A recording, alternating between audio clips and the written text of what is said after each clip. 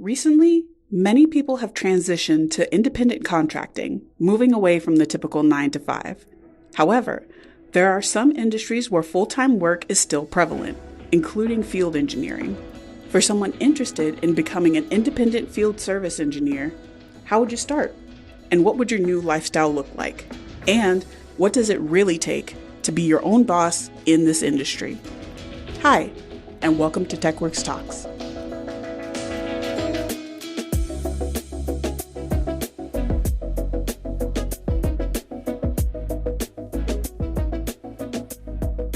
So I have the opportunity to sit down with one of our lovely and talented Source Techworks Field Engineers. Could you introduce yourself and maybe give a fun fact, how long you've been in field service? Yeah, for sure. Thank you for the opportunity, first and foremost. My name is Ana Izquierdo, and I have been in IT field work for about 13 years, on and off. I do have 2 degrees in IT. I have an Associates of Science in Computer Networking Systems and a Bachelor's in Science in Information Systems Security. And yeah, I've chosen to do freelance for the last 9 years steady, just because, there's a couple different reasons. One being a female in IT, it does get hard. You don't get necessarily recognized, even though you have the accolades to back it up. So going into freelance, it seems like you have more appreciation in the field. Yeah, that definitely makes sense. And you can field your way around the industry as you would like to, not necessarily under anyone else. Yes, yes. So, could you tell me? I know you went into a little bit of your background, but how did you, I guess, kind of grow in your field service journey? How did you get into it? How did you grow? How did that work? Awesome. Yeah. So initially, I did work for companies. I worked a 9 to 5 grind in IT, which anybody who's worked for an actual company in IT, IT is 24/7 by 365. Mhm. You are on call, and it goes all the way from tier one to NOC, from to network operating centers. If they need you in the middle of the night because the server goes down, you get called. So I went from that to talking to a couple of my cohorts at school, because I was in school at the time in the beginning of my journey. And they talked about, freelance IT work, that you didn't have to work for anybody. You could be your own boss, set your own schedule. And initially, 13 years ago, I was just like, no, I want to work for a company, work my way up. I have a lot of integrity in my work. Mhm. So I wanted to be able to grow with a company because I thought that was the path that I had to take. Mhm. Growing up, you have your parents telling you, you want to work hard, you want to work into a company and grow with a company. And so that was kind of instilled. But over the years, after going through a lot of just difficulty, lack of recognition, lack of growth, lack of being able to go, and work your way up in a company, no matter how much you succeed, potentially you end up with stops, with caps. And I didn't want that. I'm one that I always want to grow. And so about 9 years ago, I decided to look into it. We have apps, we have phones, we have a bunch of different resources at our fingertips. So I looked into that and found that there are a multitude of companies out there that are looking for really good technicians, and they want contractors. They don't necessarily want an employee 9 to 5 because they don't necessarily need an employee 9 to 5. So I looked into contract work. I did a couple of gigs, small gig work, going out to doing printers, HP printers, working from small HP printers to going to photo labs and photo lab printers. And you're talking about major equipment, bigger equipment for Walmart, for other companies, large retail companies. And just kind of worked my way through working with other techs, working with other companies, kind of dipping my toes into the water with other companies, doing small gigs here, and just showing them what my work ethic, what the integrity of my work that I have, that I put out, all of that working together with just steady workflow. I got to learn the companies, and those companies got to learn me. And it just kind of grew from there. And now I pretty much work full time, 5 days a week. I take weekends off, and I'm able to set my own schedule. And there's enough work out there that I am now skilled in that allows me to do that. So I definitely had to put my time and my efforts and my energy in the process. But now I have several companies that I work steady for. Nice. That's awesome. That's an awesome path. You seem to take a lot of pride in your work. And I think that that has probably helped you immensely with just establishing a rapport with your customers. Yeah, I think it's really important for anyone. And it doesn't just, it's not IT specific, but I think anyone in any field should have that integrity in their work. You get that job for a reason, you applied for a reason. Mhm. So it's just a matter of your work is a reflection of you when you're out in the field. Right. So that image that you want to put out should definitely be one of importance when it comes to your work and the ethics that you hold. Yeah. And so working with Source Techworks, I know you've gone into your IT background. I know with us, you're starting into kind of the medical technology side. Was there a certain aha moment where you were just like, I can definitely work on medical equipment? Had you worked on it before? Or was it, I'll just try this out and see what happens?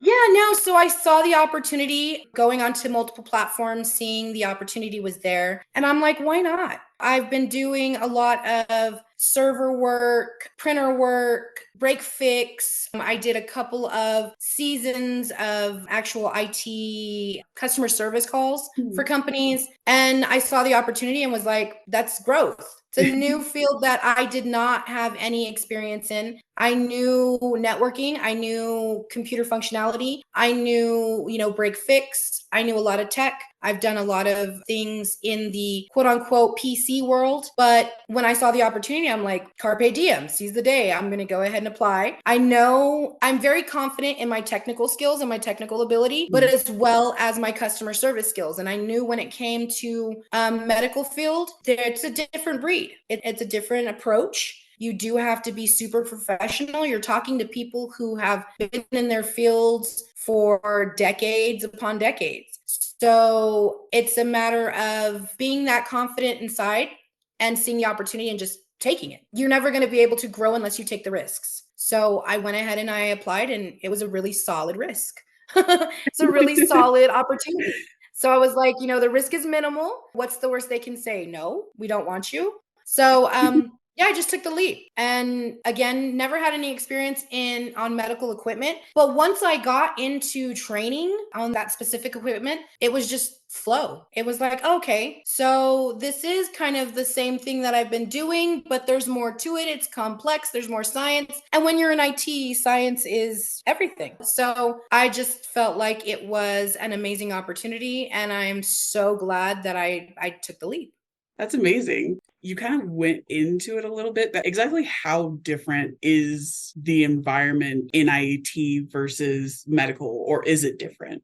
There's difference. And when it comes to just IT, like network servers, racks, doing that type of work where it's more IT based, you're working in IT departments, you're working with IT companies or IT staff for companies. Mhm. You guys can mingle. You guys know what's going on. You relate. You're both in the IT field. When you go into a medical environment, those doctors don't necessarily know the technical elements of the machine and how it works, but they know how to use it and they know how to read the scans, which you as an IT field worker don't know. So it's more of a complementary. They know something about the machine that you don't know, and you know something about the machine that they don't know. And when you go into IT, you guys basically know about the same thing, but you have the credentials to do the work. So it's a very different approach. I can say that honestly, with being in the medical environment now for about 7 or 8 months, I feel like it's a little more of a professional setting. You have to approach it very customer focused, with integrity, with honesty, and you have to be very aware of the image that you're putting out, because you're representing another company. Mhm. You're representing that company has selected you to go out and represent them. So you have to take that into mind. You have to keep that in mind. And with IT, not that you don't have to do the same, but it's a little bit more similar. So you have skills, they have skills, you both work in IT, and with the medical field, it's a way different approach. That makes sense, especially like that you have to use that collaboration between, like you said, you know something that they don't know, they know something that Right. you don't know. So really using that to your advantage. And it can get super nerve-wracking too as an IT field engineer when you walk into a medical setting and you're like, oh my God, I'm working with surgeons. Like these people hold hearts in their hands all day. And it's kind of like intimidating to a certain extent, but you're there to service them. You're there to help them. They can tell you, you can approach them with a conversation. They can tell you what is going on with the machine or what they are seeing. And then you can make your diagnosis with that and your technical troubleshooting of the machine. So it's very complimentary. They give you information and you just take that information and troubleshoot. Whereas in IT, they can basically tell you, well, this and this and this is wrong, and we just need this and this and this replaced. Makes sense. And you kind of went into it, but what would you say are maybe a list or your hard list of pros and cons working with, I guess, working with equipment in general, independently versus like a full-time role? I know you mentioned like you're able to be your own boss, you're able to put your integrity into your field, but are there any more like hardcore pros and cons that you've learned along the way?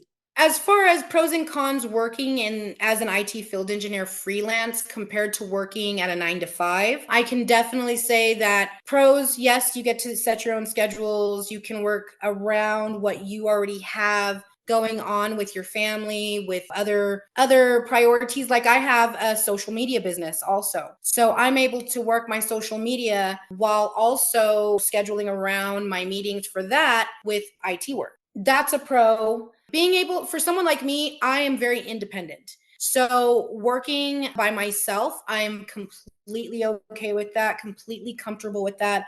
Kind of that mentality of, I just want to get it done. I want to get it done right. And if I have too many hands in the pot at the same time, I got to watch and see what everybody else is doing too. I'd rather just be the one that goes in there and gets it done. So that's a pro in my book. Not that teamwork isn't a part of that. It is, because there are times whenever I run into issues where I have no clue what's going on. And I have customer service or I have tech support that I can reach out to, and that's team collaboration. But being in the field and actually having one set of hands on a machine, to me is just, it's one person who takes responsibility from start to finish. It's not multiple people that are having to work on the same thing. So that's a pro. I also feel a lot more appreciated as a IT field freelance than in a company. And I think for some people that is super important. I think it should be important to everybody that you are recognized for your efforts if you go above and beyond, or if you do your job the way you were supposed to do your job. Being able to have somebody say, you know, I appreciate you. Thank you so much for your time doing that. And I get that more in the field, freelance, than I do working for a 9 to 5. So that's a pro. Now, cons. Honestly, the fieldwork itself, I don't see a lot of cons in the fieldwork. I think one of the cons that I would bring up is when you do IT fieldwork, you do get different work order kind of flow. So you have to be very, very cautious to make sure you get all of the information if it's not in that work order. So if you have questions about your work order, you need to reach out to that company. You need to let them know, hey, can I get this info and this before you go on site? So I have run into that with a couple companies that I've worked with. The work order format is not necessarily organized. So that's one of the cons. But it's not really a con with the work. It's more of a con on the organization of the way it flows and the way that things happen. But other than that, I don't see a lot of cons with field work freelance. I see a lot of cons with 9 to 5. So I saw a lot of cons when it came to just the overall treatment of workers in IT.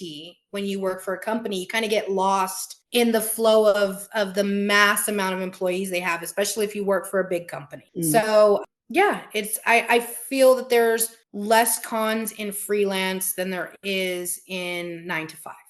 Definitely. And I guess kind of to round out, what would you tell someone who maybe is entering the job market for the first time, or someone who's interested in becoming an independent field service engineer? What would your advice to them be, both technically and with your soft skills?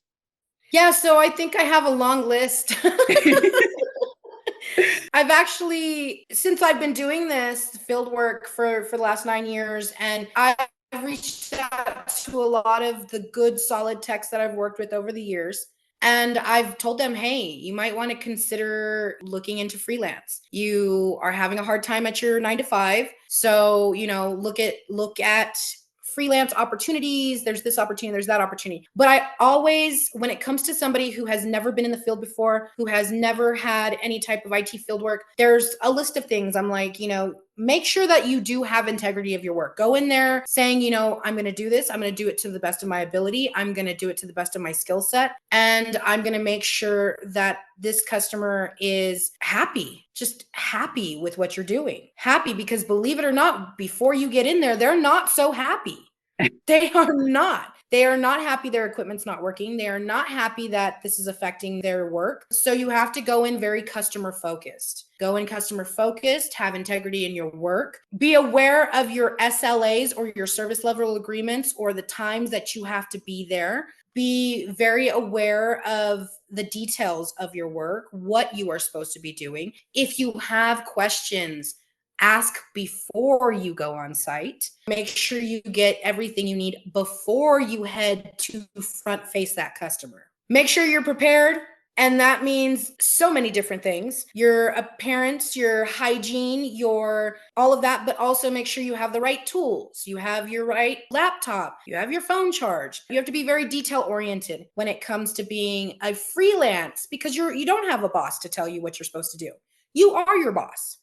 So be your boss. Know what's going on, know how to keep flowing, and also get to know the companies you work for. Each single company has different requirements. Each company has different prerequisites. Each company has a different flow. Some companies have 24/7 opportunities where you can work at 2:00 in the morning, but not other companies do. So definitely get to know who you're working for and what you're doing. And if they're offering training, take it, expand your skill set. Don't just be like, I'm a one-trick pony, because that's not gonna get you a lot of opportunity in freelance. You got to be able to bend and sway. You got to be able to grow and expand. So if somebody is not ready for that type of commitment, because it takes a commitment. If they're not ready for that, then IT field work is definitely not for that. But if they are, and they're good workers and they're solid workers and they can have good time management skills,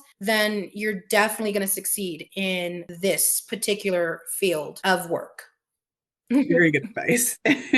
Yeah. So thank you so much for taking the time to sit down and speak with me. It's, again, obviously you take a lot of pride in your work. You have a breadth of experience, and I think a lot of people will be appreciative to hear that.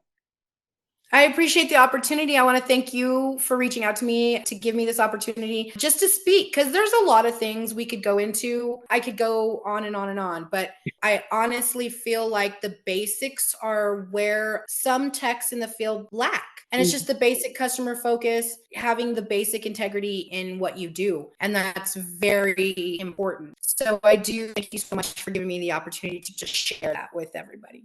Thanks everyone for tuning in. If you want to learn more about field engineering with Source Techworks, visit sourcesupport.com/techworks. You can also follow us on Facebook and Instagram at Source Support Services for updates, clips, and more. Next time, we'll dive into how someone with IT skills can find themselves successful in the healthcare industry. So remember to subscribe to the podcast on YouTube and most other places you get podcasts. And until next time, thank you for your support.